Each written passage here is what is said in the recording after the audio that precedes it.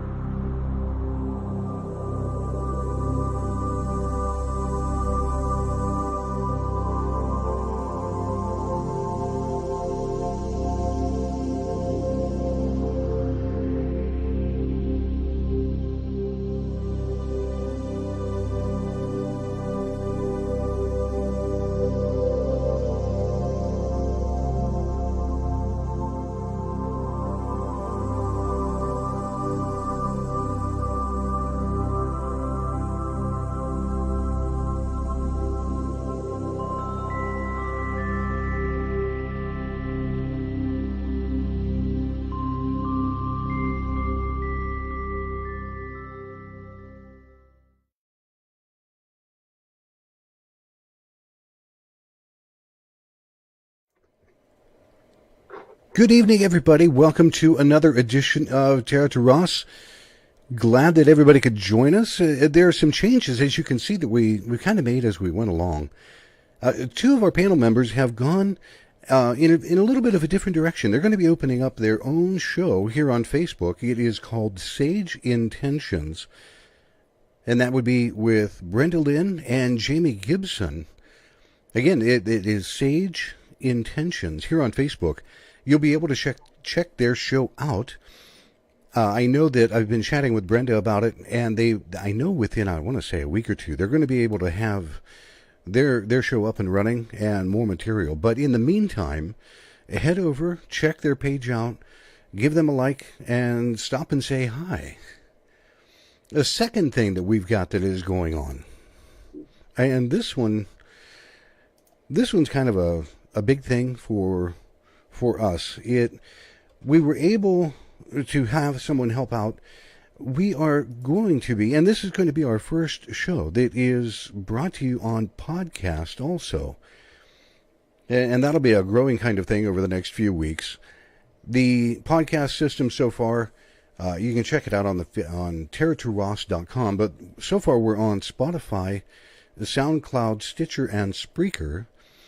And after every show, we'll upload it, and those podcasts will become available for everybody out there. So for all of the new people that are going to be listening, we'd like to stop and say hi and welcome to the show. Now, this evening, I'd like to just to stop and say hey to the folks that are here in the chat room. Is Shelley and Jamie. Jamie Gibson is in our chat room. Jared is the owner of Divine Awakenings. He's one of our sponsors. And there's Kathy and Liam. I appreciate all of you joining us this evening. Now, into tonight's topic. On my left, if you will, well, on the left of the screen, I should say, joining here on the panel is Heather Lynn. She's over here on the left. Hey. And then Pat, Reverend Pat Beers, over on the right. Hi. And we're all going to be discussing tonight's topic of seances. Now, most of this is going to be Pat doing a lot of talking, and I'm going to be doing a lot of listening, because like many people, there are things that I think that I know, and there are a lot of things that I don't know. So we're going to take time and listen to Pat. Pat, tell me, how long have you been doing seances? Oh my gosh. I have known my friend Mary Ellen probably close to 30 years. We started out table tipping. which is seance, but we used a card table, and it was very interesting. First thing I want to tell everybody is this is a tool. This is not a toy, and when you do this, you need to be respectful. Okay, always say a prayer. I like to say the Lord's Prayer and the Unity Prayer of Protection, and we would just sit down, four of us, at this card table, and it was so funny because we each represented a different direction. I was north, Mary was south. Sorry, Mary was west at that time. Another gal was south, another gal was east. Just so interesting. And we would just open the door between the two worlds and ask that anyone of a higher energy or anyone with a message for any one of us would come through and talk to us. And the card table would start to, it would bounce. It would sometimes go up on three legs and just stay there. Mary would always tell it she wanted to see it levitate, and it would flip over with the legs up. Sometimes it would try to climb the wall. I mean, I had never experienced anything like that before, and it was just fascinating. But that's how we started. And then she had a second house behind her main house, which had a huge antique oak table, a round one, and it would actually undulate. We would see like a white light in the center of it. It was like the center of the table would just have this 2-foot circle on it that was white light. Now, I've got a couple of questions as you're going along, and I hope you don't mind. I'm just going to pop in here and speak my mind. You and I had discussed once before that seances were more of a means of mediumship or a different tool of mediumship. Is that a correct kind of thing to say? Yes. Michael, you disappeared on me. What happened? Nope, it's on your screen. Don't worry about it. Okay, as long as you can still hear me, I can still see you. I can hear you. Okay. Yes, it's very definitely a form of mediumship. And they would come through in different ways. The energy just would shift. You might feel cold around your feet. You might feel cold around your shoulders. You might feel your hands might get cold. And somehow we would feel or hear. They might give us a name. They might just talk to us. You know, and it's one of those knowing things. You know how when you have the deja vu and you just know something, you don't know why you know it, you just know it. Right. Or sometimes we will request speaking to a specific person. Oh, when you do a seance, and I want to stop and say hi to Kelly, who's in the chat room. It's good to see you this evening. Also, for people in the chat room, if you have a chance or you have a question, my wife Shelley is helping moderate the chat room. She'll be our moderator. So if you have a specific kind of question, feel free to chat with her for a quick minute. But Pat, when you talk about doing a seance, you don't just run into somebody's home and go, let's sit down at a table and have a ball, right? I mean, there are specific things. And if I'm not mistaken, the first one is literally someone has to be able to invite you into their home to be able to conduct a seance. True? Yeah, true. Very true. Very true. Because we have to be on the same plane. We have to be like-minded. We have to be cooperating with each other. And if someone's afraid, they will block the energy. Their fear can stop. It can affect everyone. And it can stop any communication from happening. I've had that happen before. Okay. When you say it's blocking the energy, for people that have never seen a seance, and believe it or not, I believe, and if I'm not mistaken, Heather, correct me, but I believe Heather has never seen or actually participated in a seance before. Mm-hmm. No, I haven't, and when I see it in my head, I see the floor, like you're saying, I see a circle, and to me that just seems very symbolic. Is that, I mean... I feel it is. I feel it's very symbolic because that's what we're creating, a circle. We're creating a circle of energy. Yeah, now... So it's kind of like opening a sacred space like you would if you were at an event or something like that, or at a drumming. Right. Okay. It's one of the things that I have noticed before is that when Pat works as a medium in a seance, This is not like Hollywood theatrics. There are some times that odd things do happen. There are some times that odd things don't happen. She may be able to sit and channel, and you may hear different things coming out of her mouth, and you may hear very specific kinds of things coming across. So this is not a typical, stereotypical Hollywood kind of moment or idea. And I want people to really to know that and understand it.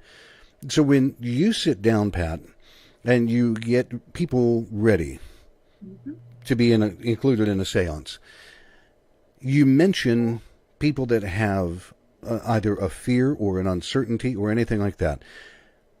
Now, I know that these would not be people that would be sitting at the table with you, but can they? Mm-hmm. Okay.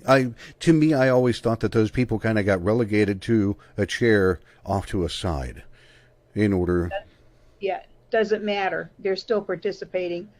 See, I'm going to talk about the Warren Scope. You've been there. It's a place where senior citizens meet all the time. And they've sold the building since, so we're no longer there. But do you remember being in school when the cafeteria tables folded up? Yes. Okay. That's what we used. We had 20 people sitting around this cafeteria table. Wow. Actually participating. But we were encircled by 30 more. Everybody there was participating in this. I was worried that it would not work. And we put chairs at both ends because I need a balance. I need someone there that I trust, because I don't go out of body, but I am not in total control. Okay. So if someone starts freaking out or doing something, I can get a shock and come, it's just not pretty. And so what we did was I thought, this is never going to work. That crazy table undulated and vibrated and we heard knockings. Yes. People sitting in circle around us were able to participate. And sitting in circle is often what seance was. You don't have to have a table. The old-fashioned seances were just people sitting in a circle talking. Wow. Kathy from in the chat room has asked, can you physically feel when a spirit enters the room? Oftentimes, yes, but because I'm so used to it, I am much more aware than most people. But people will sometimes they feel heat. They'll say, there's an awful lot of warmth between me and Susie sitting over here. And I'm not feeling it because I'm a person away from them. Mm-hmm. Or my feet are cold. Or somebody's messing with the hair on the back of my neck. They come in all many different ways. Is it something, out of all the seances that you have done, is it something that, I don't want to say that people in general all the way around the table would feel, but if there is a particular spirit that has come in and wants to really talk with somebody or get their attention, do you find that that particular person will feel cold, or they get the tingles, or their hair stands up, or they're like, ooh, wait a minute? If it's grandma and she's here to see you and you associate rose water with grandma or, baking food or something, she may come right to you. She may not even bother talking to me. I always tell people, I want to know what you're seeing, hearing, feeling, smelling, whatever. And they'll go, what? And I go, because grandma may not want to talk to me. She wants to talk to you. Right. And what I do before we start is I have everybody close their eyes, take a deep breath in through their nose, hold it to the count of 4, blow it out through their mouth with as much force as they can muster, and just calm down. I want them to leave whatever happened that day, that week, that month, that year with them. Doesn't matter. We're in sacred space, as Heather would say, and we all need to be on the same path, if you will, and on the same level. So if you're freaking about, oh my gosh, I didn't pay the bill today, did I turn off the coffee pot? I don't want that in your head, because that's going to affect your experience. Really? Mm-hmm. See, that's another thing that I didn't know. Go ahead, Heather. What about, I've been to a few gallery readings. I've never done a gallery reading. Now, in my head, they're kind of comparable. I feel like the intent behind the seance is a little, I want to say stronger, but somebody who goes to a gallery reading has a similar intent. Does that equate in your mind? I mean, I guess I'm just trying to connect dots, but does that... gallery meetings to me is nobody said any protected prayers. No, everybody's there. I want a message. I want a message. I want a message. Okay. So it's like an open broadcast, if you will. When we go to seance, it's like a closed circle, closed something, just interesting, if you will. So yeah, it's very Feels interesting. a lot more powerful than just. Oh yeah, very much more intense. Very much more intense. Now, Heather, in working with things, and I'm just going to put this in a polite kind of fashion, so don't reach through and smack me. But being younger, you work in a different way than Pat does, or even that I do. And you and I had previously spoken a little bit about this, that we'll call it your generation, for lack of any other kind of terminology, does not utilize this kind of a tool much anymore. Do you happen to know why, or what are your thoughts on that?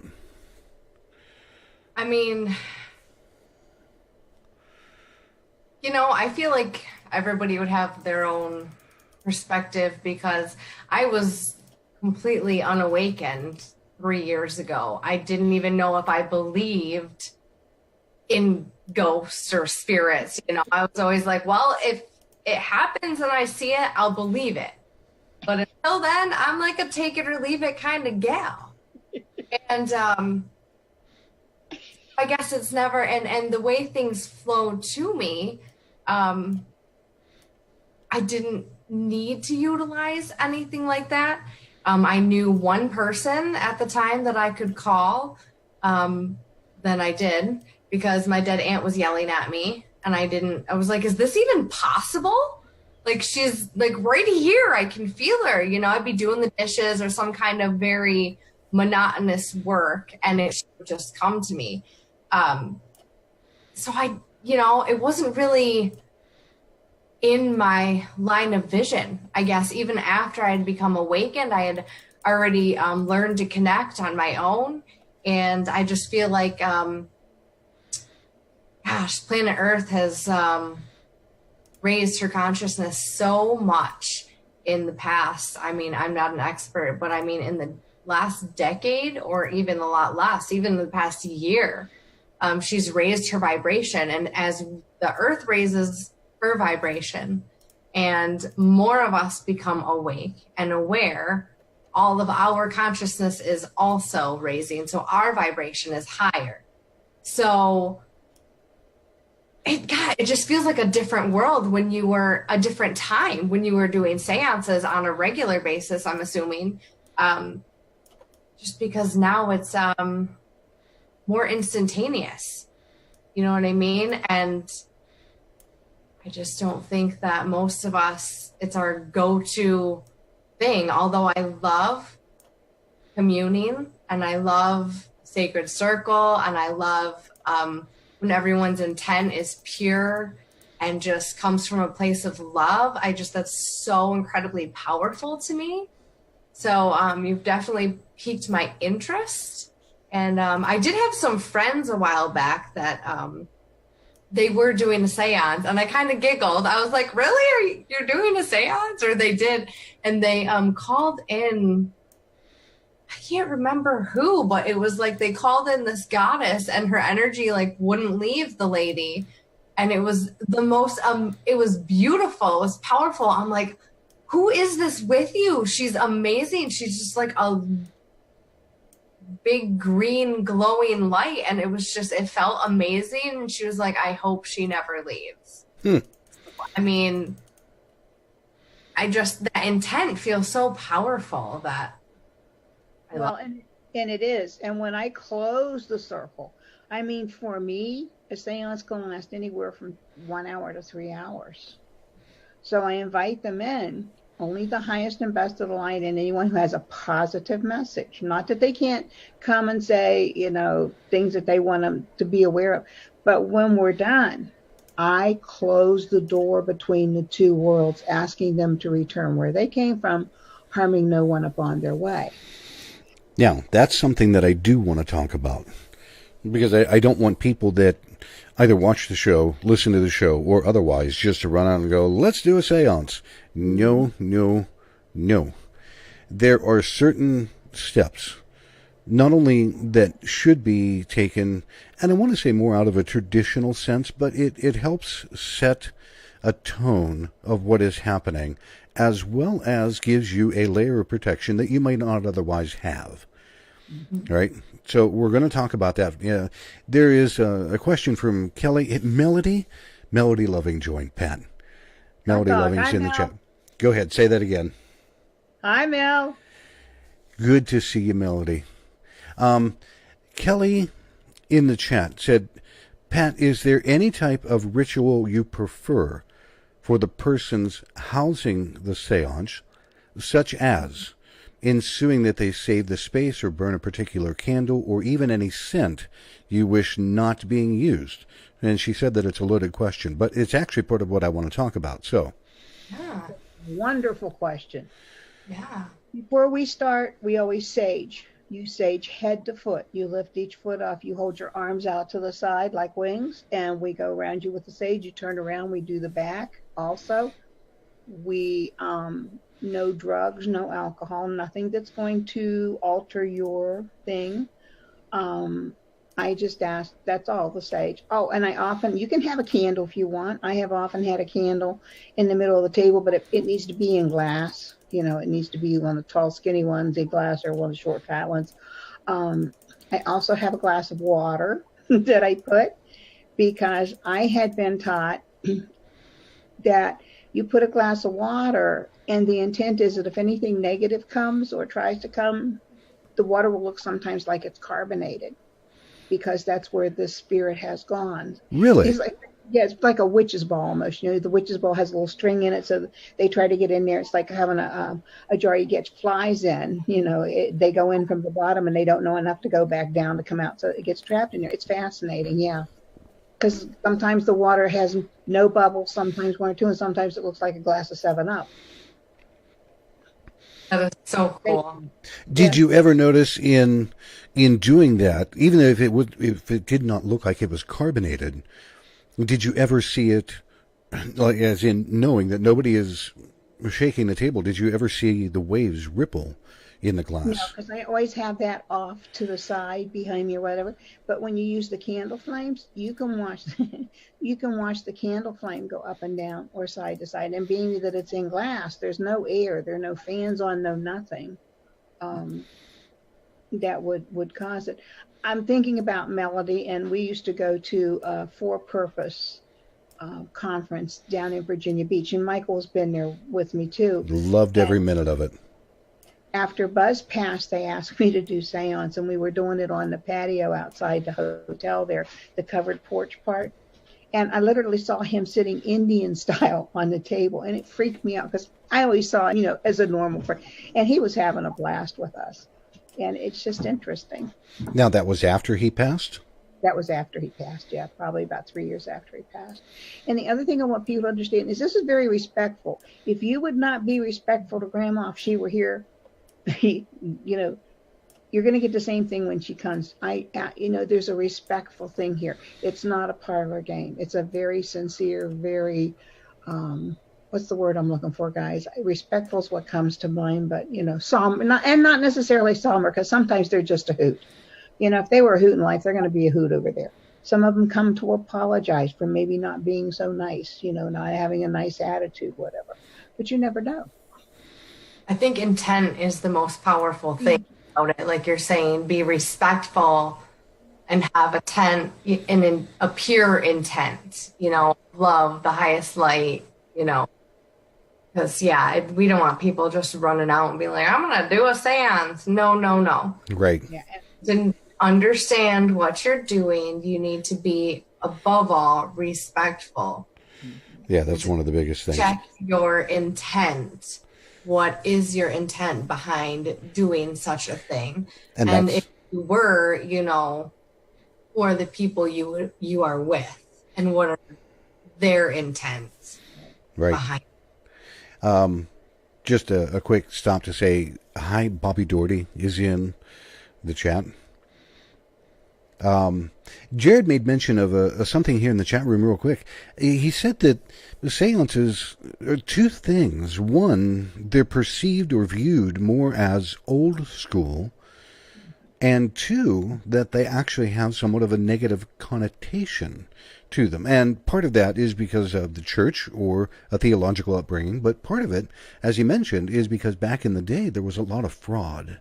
So the seance got a lot of negative press back then. Yeah. Very much. But it reminds me that these are things that, Pat, when you and I were growing up, this kind of a show would never, ever have been on the air. Ever. No. It would there would have been talk in the family, but nobody outside the family would have ever known about it. Are you kidding me? Absolutely, because you didn't talk about being psychic. You didn't talk about the things that you would see. You didn't talk about, and if you did it in church, oh my God. Now, I have been back to a couple of churches, and they have started to talk about things like the 7 spiritual laws hand in hand with their own theology. So they're matching scripture with different things that are going on. Now, some people will still look at this and they will biblically say no. And I respect all of them. I believe that we all do, because everybody has their own thought, opinion of theological backgrounds and things like that. But when they start to join these two things together, it produces a much more robust thing to believe in and to see and understand interaction. Okay, back to looking at your seance. So when you set up, how do you set your table before anybody even sits down? I like to sage the top of the table. I like, the candle can be on the table. They can have candles around us if they prefer. I do all my praying for my prayers of protection before I get there. And I will not do seance with anybody under 18. Okay? Just because. Now, I have read for children because children have questions and whatnot. But to me, it's too easy. Forgive me, and I don't want to scare anybody, but for spirit to come, like Heather was talking about, the goddess come, someone sneaking through or whatever, getting something that attaches or doesn't want to leave them. So I have asked people to leave who have come. I've had people come with babies in cradles, the little cradle things you carry with you. Ooh. I've had people come with 10, 12, 13-year-olds. That's no place for them. I don't want to scare them. I don't want to, I don't want to upset them in any way. They may not understand what the intent of this is. And, well, grandma's dead, how can we talk to her? You know what I mean? So I just don't want to do that. So saging the table to me is important. So once you get your table set, mm-hmm. do you then begin to, I want to say, bring everybody to a similar thought pattern? Yes, that's why we do the deep breaths. And then also, if they're males and females, I will separate 2 males and 2 females. If I can, I'll go gal, guy around the table. Really? Because you'll find, I don't know what it is. It changes the balance of the energy. I was going to ask, is it more like a balance and a yin-yang kind of thing? Right. And then sometimes you'll find, okay, a husband and wife will come and the husband really doesn't want to be there. He really could care. He's going to put a damper. So I maybe will separate them and put one on one side of the table, one on the other. So they're still with each other, but they're not side by side. No, you're going to treat them like little kids. The energy. And also, are these usually, go ahead. Are these usually like families that you're doing these for? Like what kind of people, what kind of homes or environments are you going into, and what kind of people are, what is their intent? Is it just to get a message, or? Some of them come because they think it's going to be a show. Okay. And those folks, I usually try to calm them down or change their attitude. I explain what we're going to do and why we're going to do it. Usually it's families and friends. Normally the max I like to have is 10. That's a good number for me because I can keep control, if you will, of the situation. I've done as few as 4. I've done as few as 3. A very dear friend of mine, wasn't sure, he was not my friend when I met him. I met him at a psychic fair. And I was just talking to him on a break, and he said, "Oh my gosh, I should have come to you." And he says, "Oh, on your card it says seances." He says, "What do you really do that?" And I said, "Yeah." And he said, "I'd love to have you come to my house. My sister and I would really like to do this. We live in my aunt's house." I said, "Okay, no problem." Well, crap, I get there. It's a glass top table with a hexagon wooden frame around it. I'm like, what? But it worked. It worked. And what there have been a few incidents where I see things with the third eye, and then they come and they bring me that object and show it to me. Now, can you imagine, Heather, how you feel? You know, you saw it in the etherical, and then here they are. Oh, okay then. Thank you. And in his case, it was pictures of relatives. And another one was a dear friend of mine named Terry, Terry Heppel. Her husband and my husband and a couple other friends, we decided to have a seance. And I'm describing this gravy boat, this old-fashioned gravy boat with the little buttercup flower on it. And it was all cracked and crazed. She goes to her china closet after we're done and brings it to me. Wow. And it just, those things still just kind of go, yeah, okay, thank you. That is so cool. It sounds just like so much connecting, and I love the feel of it. Just hearing you talk about it, I feel the love and the respect, and just, you know, if nothing else, just gathering to honor, you know, your ancestors or whoever you're there to be with. That sounds So how do you feel when you feel grandma around? It's the same thing, larger scale. That's all. Yeah. Now I'm going to ask you, Heather, because you are younger and you represent a very particular generational side. You know, we've got Pat that is on one end of the yardstick and you're on the other end. So far in things that she is saying, can you relate some of this to things that you do or in methodology that you practice yourself? Yeah, I mean, I knew that I'd be learning stuff, but it totally seems way more relevant than I perceived, I guess. It's very interesting. And, you know, we're sitting here talking about all these, you know, these tools and things that haven't been used. And I talk to seashells. So I'm like, where are you at with this? Where's your head? You know what I mean? Like, people don't do that anymore. I was shocked when I discovered that, like, they wanted to talk to me, you know? But, gosh, I love the intent and the respect and the connecting. And I feel like you relate so well to people.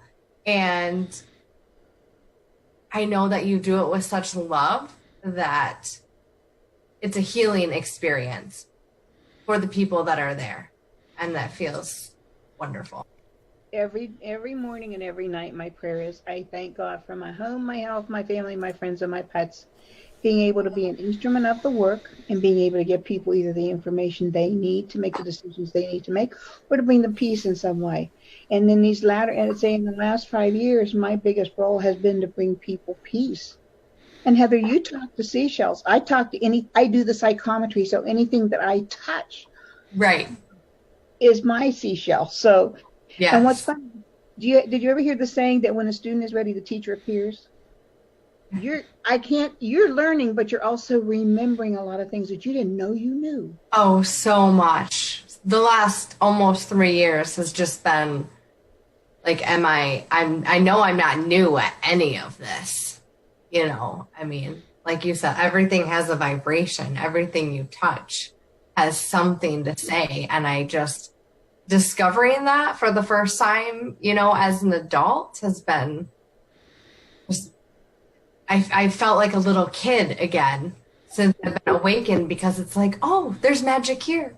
Oh, there's magic in this. Oh, there's magic in that.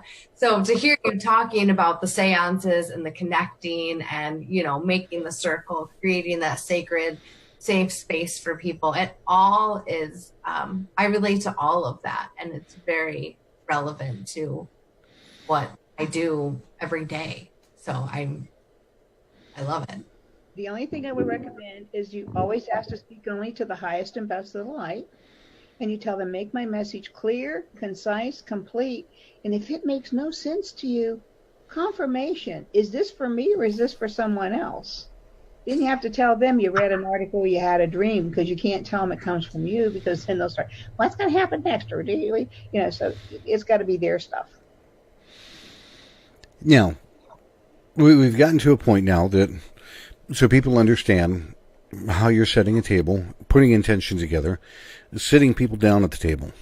In the classic Hollywood definition, do people join hands during a seance, or do they just kind of sit?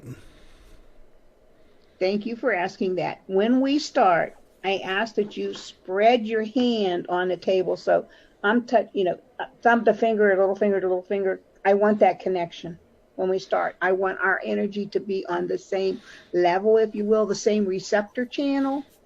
Once we start, the only thing I ask is that you keep one hand on the table. That's it. You can have both hands or you can have one hand, but I ask because if you take your hand away, you're going to break a connection. I feel that's just my thing. Okay, but it's not mandatory for people to sit and hold hands during this entire process. I've sat in a circle seance where they will not let you break hands with the person next to you because they feel it breaks the connection. Others could care. Others don't have you ever touch. Okay. So it's just kind of up to the individual leading it, I guess. Now, when you turn around and you are working as the medium, it is important for people to know, at least from my aspect, that you don't always see with your physical eye. And Kathy Green in the chat room had asked, can you explain what a third eye is or how it works?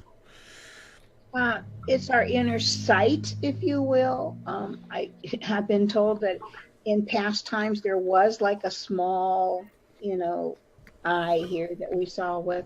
Your third eye is your inner vision. Your gut feelings, I think, are connected to your third eye. It's just that knowing that you can't explain why you know it, you just know it. You go someplace and like, oh, I've been here before. It had different character. It was, that's that inner sight, if you will. Your eyes. Huh? It's an intuition. See, I feel like I should. Fluoride toothpaste, folks. We interrupt this program to bring you a commercial that says throw away your fluoride toothpaste, and we can open that thing a little bigger for you. For the way that people are viewing this, I feel like I should be playing Hollywood Squares. If you ladies watch this later, I should be going, because my window's right underneath Heather's window, I should be sitting here going, what? So, when you begin to get messages, does it just come to you more as sights that you're interpreting? See, you're still laughing about that. It's just... Do they come across more as just a verbal message? Do you experience things? And what I'm curious about, for other people that might not know, does it have an effect on you, on your body, when things like this happen? Uh-huh. I may hear a name. Chris is here or whoever is here. If they broke a leg in an accident, or if you're going to recognize them because they limped or because they had pain, I may have terrific pain in that leg. So I acknowledge that pain and really, is this pain from this person that's trying to make contact? I acknowledge it and then I release it. This is not my pain. And I will say, does this make sense to anyone? Because sometimes, I swear, there's a gentleman named Sam that used to follow me everywhere till I found his relative. It took me almost 2 years to find this man's relative. Oh, wow. But they come to me in different ways. I am told that my demeanor changes. I will often talk in the same way they did, same accent, same kind of tone. Sometimes I'm told, now, we usually have a dim light on, or some people don't like any light at all, but sometimes my facial features will change. And we did one at the Theosophical Society in Akron one time. And the house, the place that the house stood on, there had been another smaller building behind it. It had been like a place where they butchered animals and stuff. And the guy drank a lot. And they were filming this. There was a paranormal group there. And they talked about the little lights that came through. And I talked like I was drunk.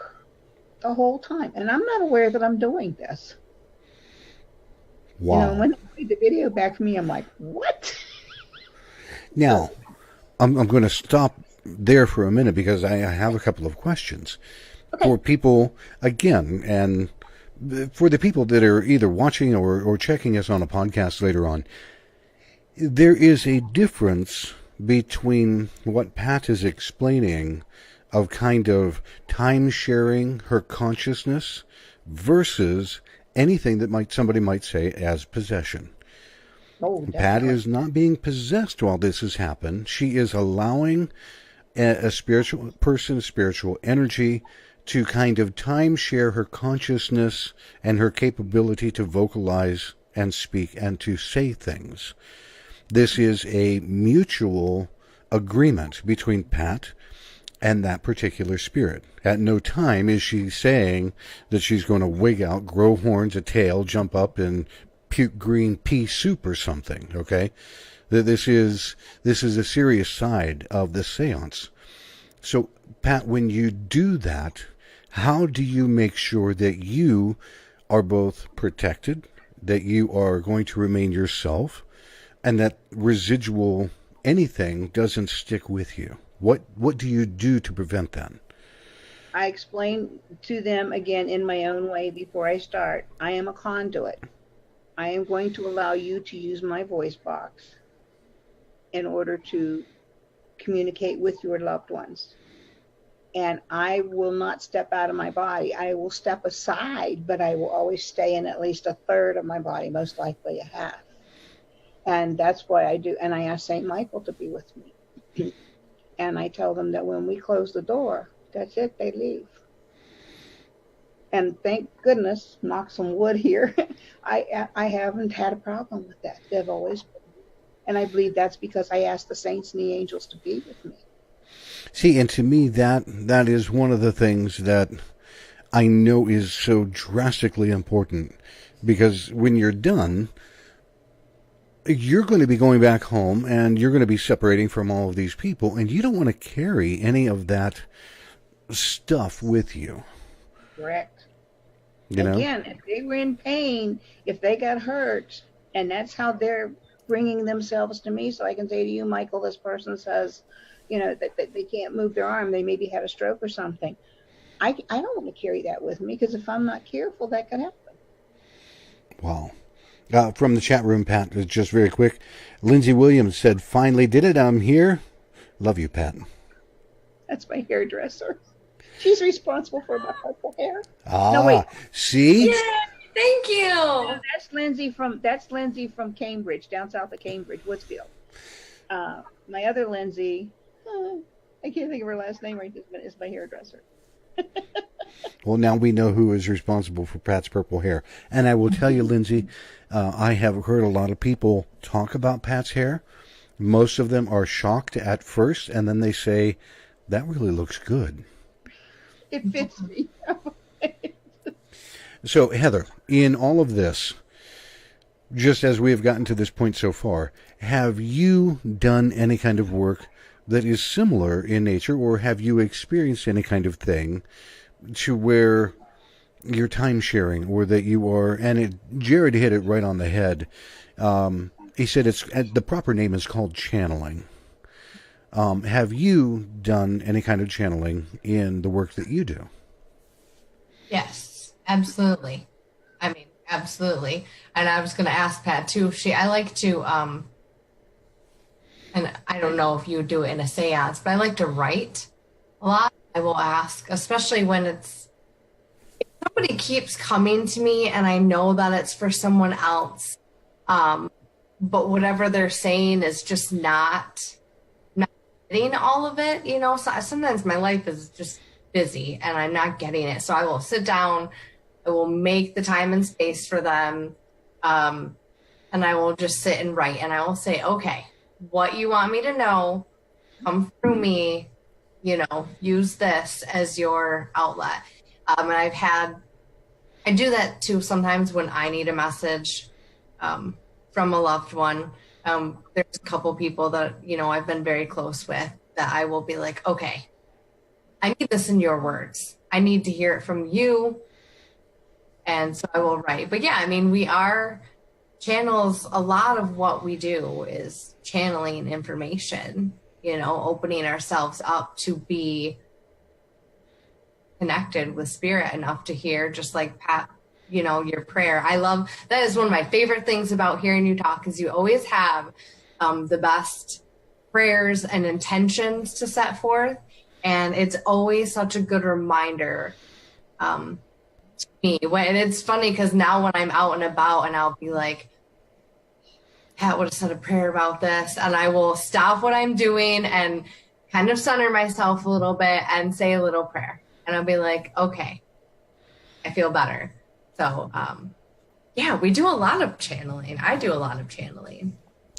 It is the one thing that I have noticed, and I think like everybody, at times we forget what we're doing, because there are times that because it's part of us, we take it very much for granted sometimes. And we find ourselves in a situation, whether we're sitting down and we're focused on writing or doing something different, and all of a sudden we're having this conversation. Now, sometimes it comes out loud. And if anybody's walking around, they're going to look in, or they're going to look at you and go, what the are you doing? Because they don't understand that we're having this conversation back and forth. We hear it extremely well, and yet people that are walking by might not. Now, when that happens, oftentimes you will hear or you will see these people go, ooh, burr. They'll pick up a quick chill, or their hair on their arms will stand up, or something. There is always, shouldn't say always, I have found there is often a physical response that other people can feel when that is happening, when we're chatting, so to speak, with other people. I just... Well, our vibrations have changed so much. The higher our vibration is, the higher we are to them, because they're not going to come down here to us. We've got to go up to them to connect. You know, it's why we clear our head and we try to meditate and reach that frequency. So yeah, I think I have to wonder if, I mean, I know more people are awakening in a sense, but I wonder if people that aren't awakened are feeling it even more. Like you said, they get the shudder, or they get the, you know, more than normal. I just have to wonder. Right. And most people, it terrifies them because they don't know. And Heather, when you said that they like bother you, you have to say to them, you know, I don't have time right now. I will talk to you tonight, right? And kind of give them a time so they know, because otherwise they'll drive you crazy sometimes. Yeah, otherwise they'll keep you up all night long. Quick hi to Vicky in our chat group. Nice to see you this evening. Folks, we are at a midpoint of our show, so we're going to stop and take a look at a quick interlude, and also for our sponsor that is there. And we will be back just about a 3-minute mark. We'll be right back.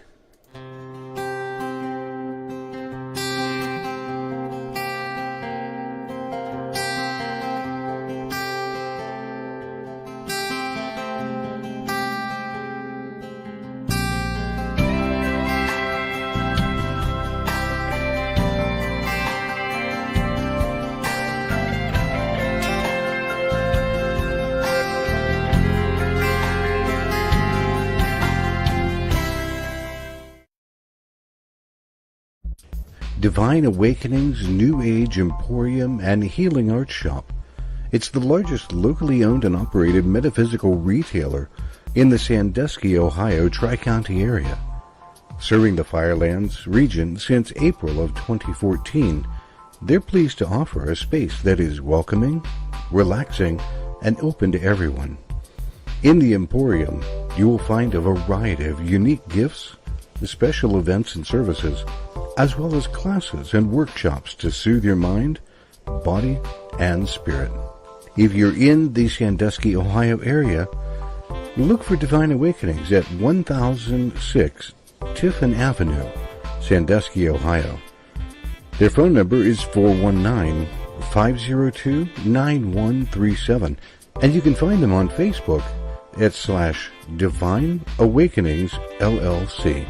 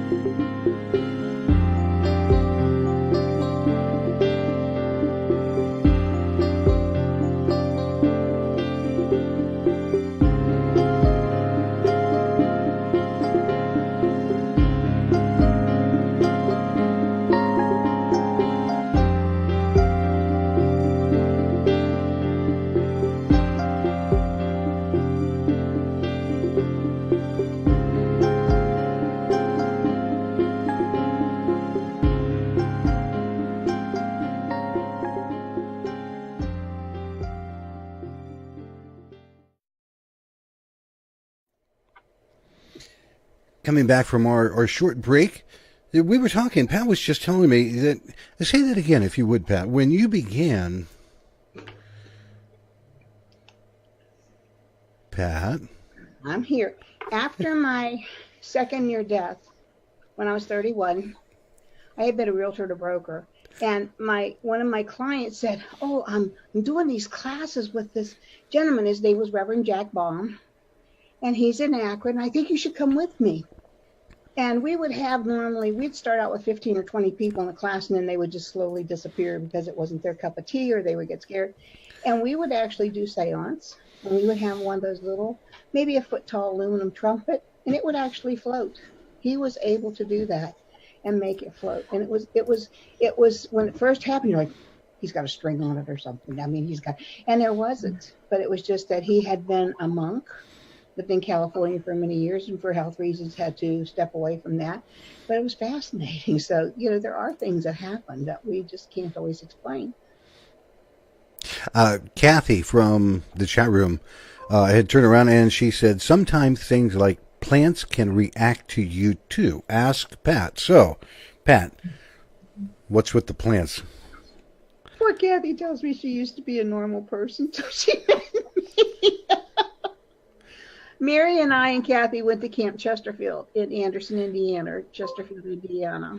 And we were sitting on the porch of the Sunflower, which was a closed hotel. And there were three humongous, they had to be at least 3 feet across, ferns, one on each end and then one in the middle over the doors, the double doors that would have gone into the hotel.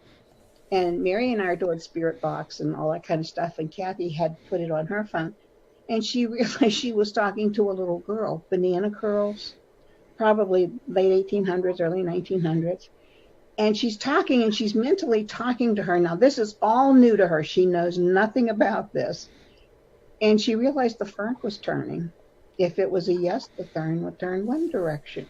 If it was a no, the fern would go the other direction.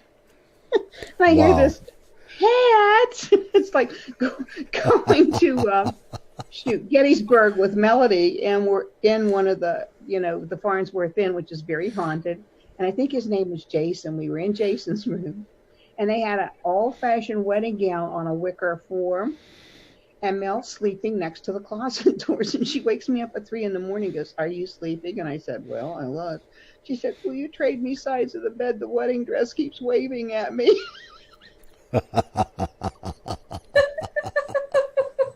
It's so fun to take newbies someplace like that and have them experience like, oh my gosh, what's going on? See, now for people, go ahead, Heather. I was downstate this weekend and I was in somewhere near Detroit, and the whole block of this road was haunted. it was like the energy of the road. I turned down the road and I could feel it. And I drove by and it looked like this old abandoned building, and it was like gave me the EBGBs. And when I got to her house, I was like, okay. Like one of the first things she said when I got there, she's like, "Is this house haunted? This house is haunted." I was like, "Oh, honey, this house is haunted. That old hospital down the road, haunted." Walked the backyard the next day. I was like, "Oh my goodness, it was everywhere." So yeah, there was weird.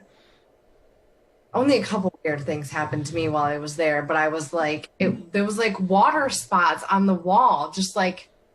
We were sitting there talking, hanging out, hadn't seen her in forever. And she was like, what? There's a spot on the wall that's wet. It was in the middle of the wall. It wasn't like it was down this, I don't know. It was just all of a sudden there was like this little smear of wet stuff.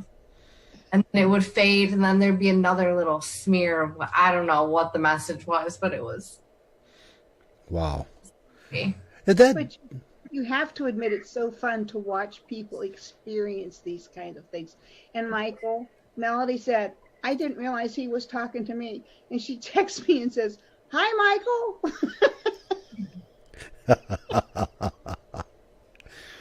It brings me to another point. Pat, when you have done seances, I know that you have experienced a wide array of things that not only come through, but things that happen during a seance. What kinds of things would you tell people may, and I use that term may or might, be common that they might experience during a seance? We did them at Theosophy quite often as a fundraiser. We would try to do them every other month. And one time, Roseanne and her husband George, and George was Native American. He believed in this, but only so far. You know what I mean? Okay, I can buy that, but I don't know about this. Well, his Native American grandfather came in, and we were all hearing the drum beat. Mm-hmm. We were feeling his footsteps on the floor. And Roseanne kept saying to George, and he kept, what? You know what I mean? He's trying to pretend this is not happening. And we were all experiencing it until they start, I don't know but they made a breeze on him till he finally had to acknowledge that something was there that had never happened to him before. And when he did, he started to cry because, his grandfather had been gone since he was a child. And here's this man saying, I'm here. I'm here. I want you to know I'm here. It's just fascinating. Do you find at times that people that are participating in the seance will hear the same thing that you do? And sometimes they hear it more intently than I do because it's not for me. They may hear it and not want to admit. It's like, I'm not saying anything. So then they'll come to me and I'll say, are you feeling anything? Are you seeing anything? Are you hearing anything? And sometimes they'll fess up and other times they won't. And if they don't acknowledge it, it just keeps getting stronger and more obvious till people around them are seeing, feeling, and hearing this. And then they have to admit, okay, yeah, that's happening, but I didn't know what to do with it, so I wasn't going to say anything. You think I'm crazy. Yeah, most people would. They would look at all three of us like we got a screw loose, that we belong in a padded room, well, we didn't take our happy pills for the day or something. And we took one too many. Yeah, we all need those pills. New medication designed directly for mediums and people in the psychic. Yeah, we're not going. Here's another question. When you have done seance work, have you ever stopped a seance because something negative happened? I have never had to, but I don't know how to explain it. Like the table will I will rock. I will rock back and forth. I will rock side to side. Sometimes I'll go around in circles. That's how I know that there's a different energy. Mm-hmm. Most times it's through the tabletop that I'm feeling this. And people will feel it. They'll feel the vibration. The table will shake, if you will. The table may undulate. There may be a wrapping coming from underneath the table and everybody's hands are up top, so it's not us. That's how I usually know that there has been a shift in who's trying to communicate with us. But I've never had that. Thank goodness my protection does not allow that to happen. Good. I'm glad to hear that, actually. It helps reaffirm my my faith and understanding of it's not so much that we are in control, but when we set a boundary, that boundary actually helps and holds. It's one of the important things. What's one of the oddest things that you've experienced in doing a seance? The night that I was channeling the drunk guy and was talking and acting very drunk and had his mannerisms.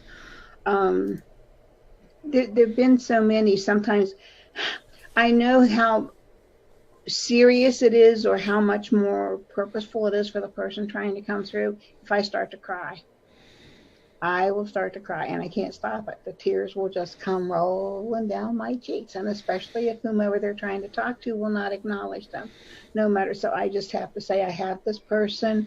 They're sorry they're not able to connect. If I know who it's for, I will tell them. If I can tell them without embarrassing them, I will tell them. If not, I will just say, someone's going to recognize this in the next 2 days, 2 weeks.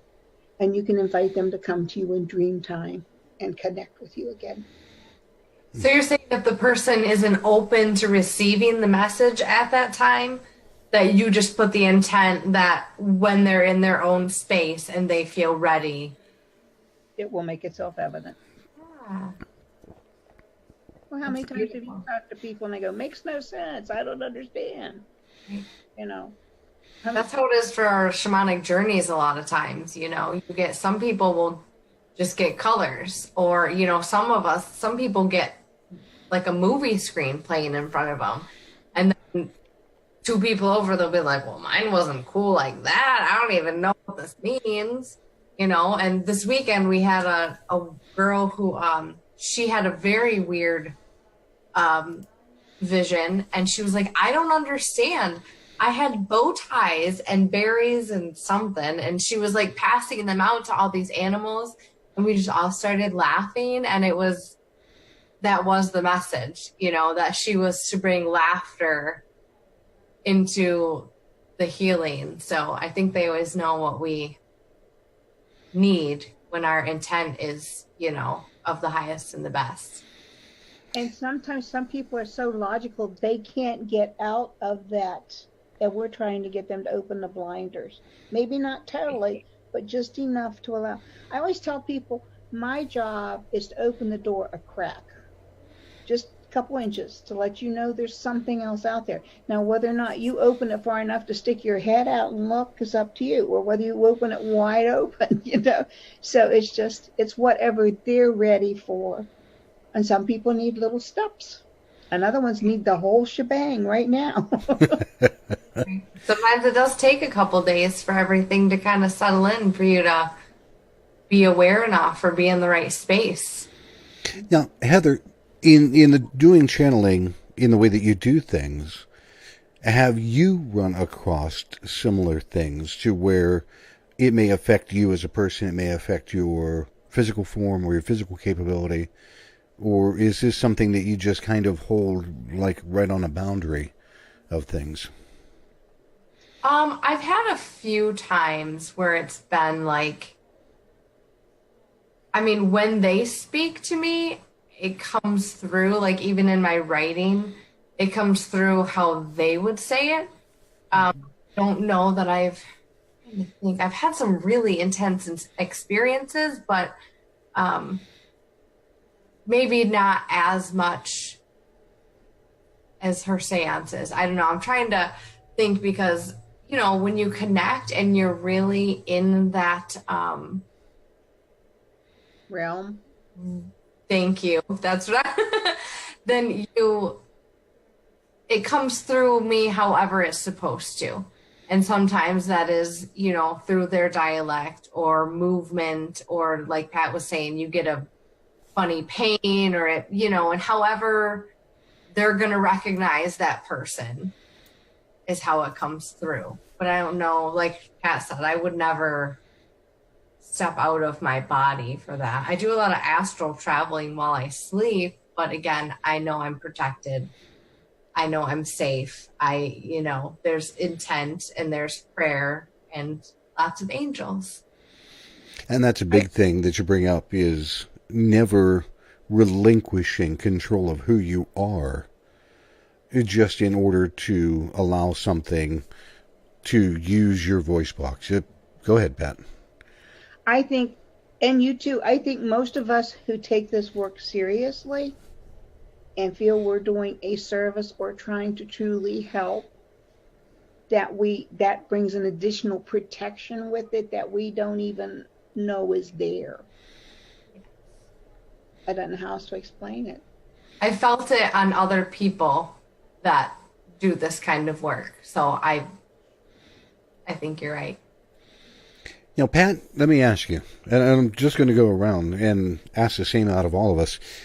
What was one of the most, I don't want to say positive, let's just say profound.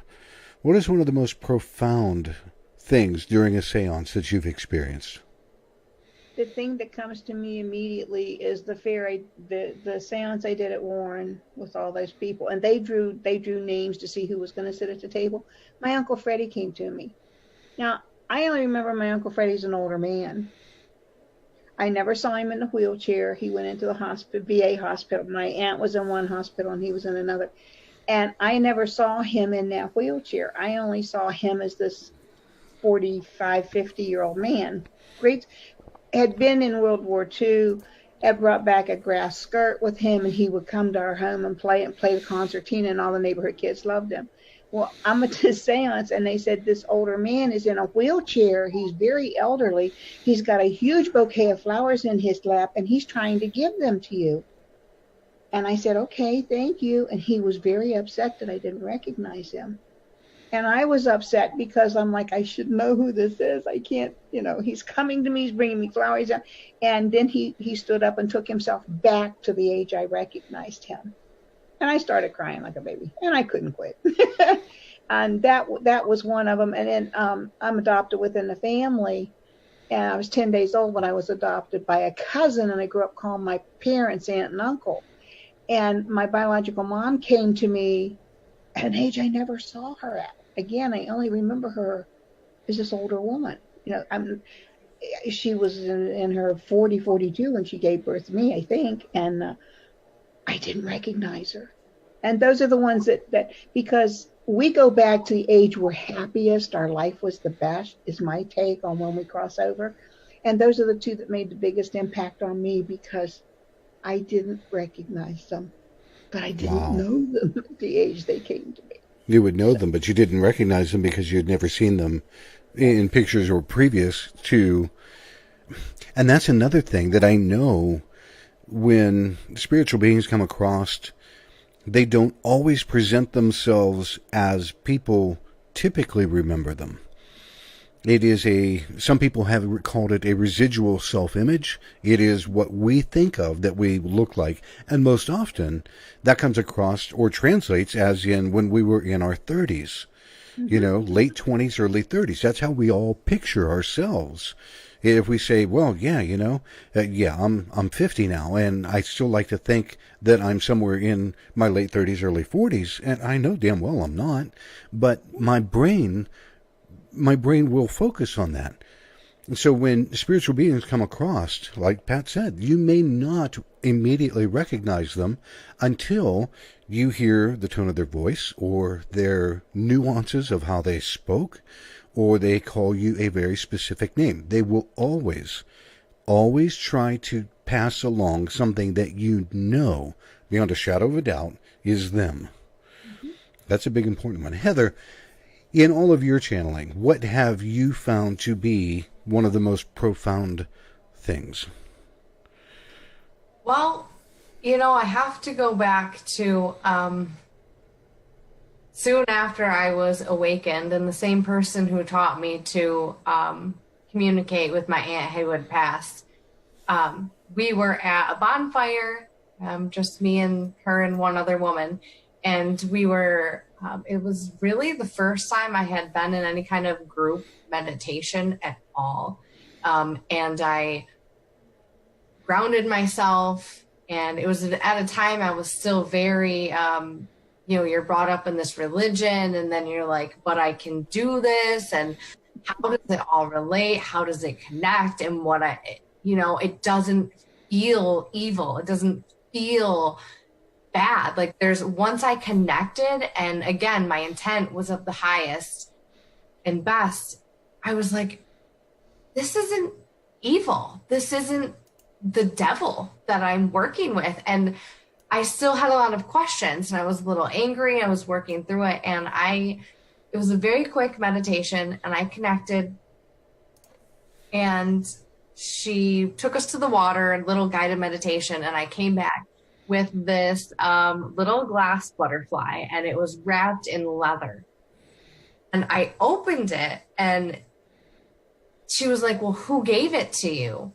And I remember in the meditation, I couldn't really see her very well. And I was like, I guess I just didn't really put a name to it. And then the second I told her what I had brought back, it was like it just came out of me that it was my grandma, my great grandmother Robbie. And as soon as it came out, the message was like just so amplified, because she was a Jehovah's Witness her whole life. This was the same religion that I had been brought up in that said that this work was the devil.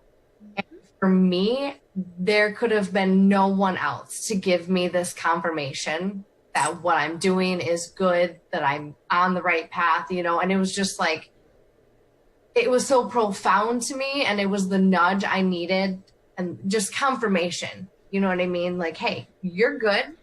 Keep following this where it's leading you, because your heart is pure. Yeah. You will help people. I felt like I finally found the ticket to helping people heal, which I knew that's what I was supposed to do. So You found your calling.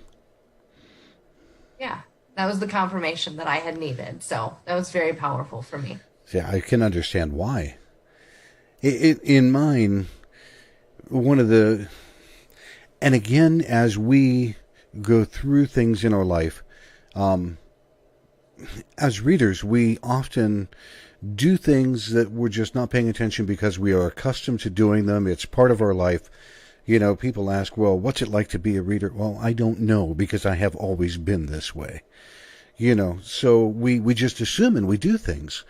Then mine was, I was sitting and working at a computer, and above the computer was a mirror hanging on the wall.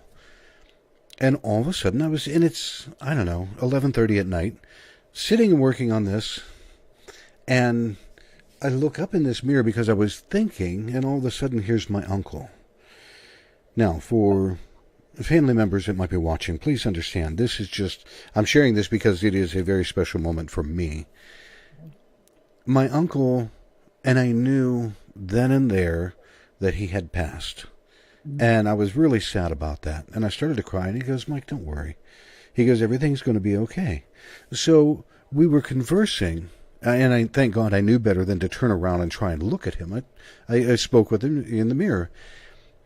And he's sitting here. He used to smoke, and he had a favorite cup of coffee, a particular mug. And we were sitting and we were conversing, and finally it came to an end. Now, you never know if it's been 30 seconds, a minute, 20 minutes, an hour. Time is very elastic when you are doing something like that. But it felt like about 20 minutes that we had spoken. And he goes, I've got to go. I said, all right, I'll see you again soon. He goes, bet on it. And what was funny is that someone else came in the room after that and said, have you been smoking in here? No, it's not me. That was my uncle that came to visit me. Somebody else, and it was part of that confirmation that somebody else smelled cigarette smoke. That there is no way I could have dreamed that. I was not hallucinating. The conversation really happened. And these are the things that I just, and that's been years ago. But for me, it was just prominent. It helped me understand a lot. Pat, in the chat room, Laura had asked a question, and I wanted to make sure that we got back to this because it's kind of right along the lines of talking about seances or channeling. Laura says, when I dream bits of other people's life from the past. And she asks, what is that about? Wow. Would I it? would say what is pertinent to her life that's going on in that dream.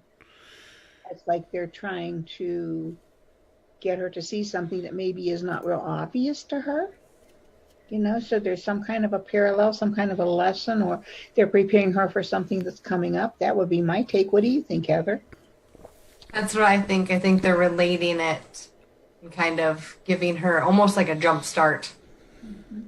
Hey, bringing it into her awareness so that she's not so taken aback, taken off balance with A what's. heads up, if you will. Yeah, heads up, exactly. Hmm. I So don't know what would you about. I would say? go ahead. I'm sorry, Pat. What would you say? I was going to say I would agree much to that same point. If you're dreaming of somebody in the bits and past that they have had, there's somewhere, even if this person is alive or passed on, there is a portion of them that is trying to give you a piece of knowledge that they have already experienced or came very close to. Hmm. And that way I you have the ability to have a conversation with them, say, I had this dream or, but it's very much somebody trying to pass information along. We're going to start to wrap up here. Believe it or not, it is already almost 20 after 9. The time has absolutely flown by this evening. So, Pat, I'm going to start with you. What kind of closing thoughts would you have for people about seances or channeling? It's not a game. And I was going to say channeling. My girlfriend's going to kill me, but I'm referring to her as Mary Ellen, so she knows that I'm talking about her. If she's in the chat room and I haven't heard you mention her name. We were just sitting at her dining room table one night having coffee. She's the one that I table tipped with and who started doing seances and whatnot. And all of a sudden, I, I kind of, I usually sit up very straight when I'm in a chair like that. And I found myself kind of sliding down a little bit and getting real relaxed. And I guess I channeled her father, who I never knew, died many years before I ever met her. I had his mannerisms, I had his voice, I had everything. I had never experienced that before. And she's sitting there looking at me, and her eyes are like, and she's asking him questions, and he's responding. And I'm like going in my head, what's going on here? I don't. And she's crying. When I came back into me when he had left, she said, that was my dad. And I tell you, it really shocked me.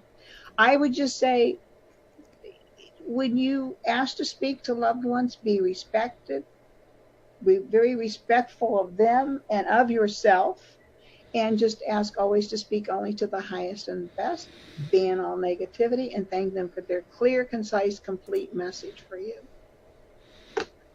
In a nutshell, prayer protection first. Yeah, be protected and stay safe. Heather, what kind of closing thoughts would you have, either about seances or about channeling and what you do and work with? Really, just what Pat said. Be respectful. It's not a game. I've, seen some paranormal stuff. Is just seems disrespectful to me. And so I would definitely say, respect, make sure your intent is of the highest good. You're calling in things from love and light. Because we can't deny there's always going to be dark and light, yin and yang, right? There's balance. We need that. But you want to keep it in love, and you want to definitely keep yourself protected. But I only say that loosely because I feel like there's nothing trying to control you. I feel like we are, as healers, we have gotten in the habit of telling people like, oh, well, you need to detach from this and detach from that. And this, people will go to healers and say, oh my gosh, I can't get rid of this. It keeps coming back. And the person they're going to is reiterating that, oh yes, there's this. Okay. Yes, there is this, but it's within your power. It's within your own control. So just remember that. And again, that goes with your intent to ask your guides, your angels, your higher power to protect you, to, clothe you in love before you begin. And I think that your intent in itself is a layer of protection. And but yeah, I guess really my biggest point I wanted to make is about the powers within you. You know, if something keeps coming back to get you, it's not that you're being attacked. It's whatever is within you is calling that back to you. And so the power is also within you to detach it from you, I guess. Does that make sense? It does. It makes perfect sense. I think that I am right behind both of you in an alignment of number one, this kind of work is not a game. This is not something to sit down and screw around with. It's not a party trick. It is a form of mediumship that is very much connecting with a different side of life. You know, I'm not going to say crossing a veil or things of this nature, but it is connecting to another area of life that is not typically seen, heard, or felt.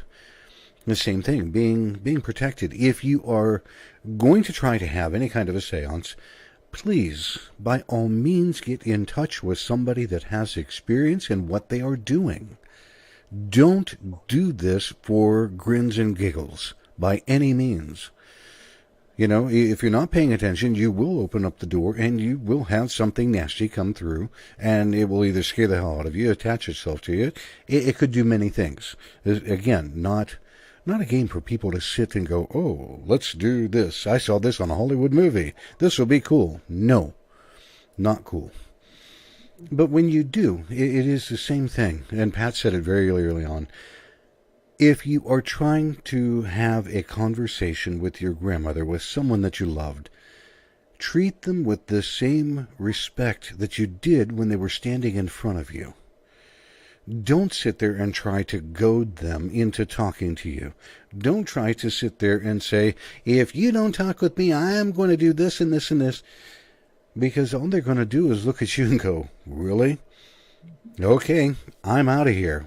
And they'll be gone, and you'll be left there sitting, being angry and upset and all kinds of things. But again, even as Pat had mentioned, this is something that changes the energetics of everybody sitting and that is participating. So when you're doing this, stay focused, stay clear-minded, and pay attention. Did I miss anything, Pat? No, you did good. That was good. All right. You're hired. I'm sorry? Yeah, we'll I said you're hired. Right. He's our tech guy. He does all of this. We're not responsible. We're just here to sit, to look pretty and say smart things. So, thanks, Mike. Yeah, I'm just a tech guy. Don't pay attention to me. I'm just here for grins and giggles. Well, ladies, it has been absolutely fun. I enjoy it. I appreciate everybody that has popped into the chat room this evening. It has been enjoyable being able to kind of interact with people. Pat, serious thank you for being able to present a topic that some people might feel to be occult, but to take out some of the fear and drag some of the Hollywood garbage out of the topic and let people see what's really going on. So, this has been... Go ahead. Oh, I learned a lot. That's all. Thank you. Yeah. This has been an enjoyable evening. I know that we are going to be back next Wednesday doing the same thing. Check us out on the Facebook page at /Terra Turas. You can go and check everything out online at our website, www.terraturas.com. You can check out individual bios there, and also a way to connect with any of the readers here on the panel if you have a need that you find that you may want to have a consultation or something like that. But anyhow, until next week, everybody, I appreciate you joining in. For the people that joined in on the podcast, I appreciate you taking time to listen to our show, and hopefully we will hear from everybody again next week. Ladies, until next week, I hope you have a great night. Have a good night, guys. Thank you, everybody. Good night. Have a great night, folks.